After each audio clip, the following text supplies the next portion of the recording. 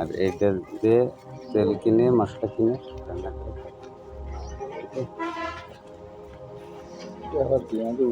বাসায় কে আছে? এটা ধরেন,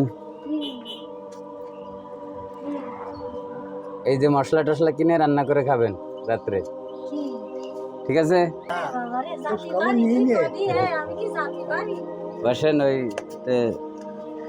চলে গেলাম।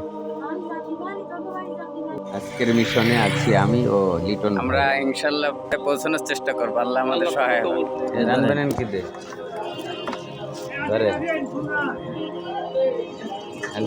আসসালামু আলাইকুম রহমতুল্লাহ। সুপ্রিয় বন্ধুগণ, আজকে আমরা সামান্য গোশ এবং টাকা হাদিয়া দিব। কেন দিব? দুই কারণে।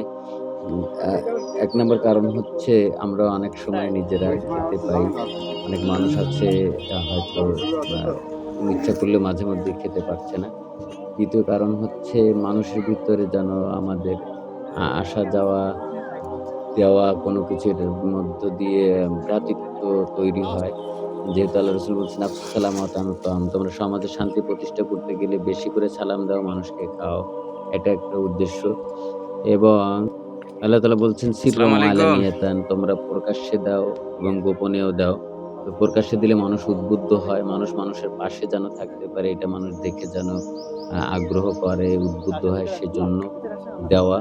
এবং অনেকে মসলা বা তেল কেনার পয়সা কই পাবে, এজন্য এটি সহ আমরা দিচ্ছি।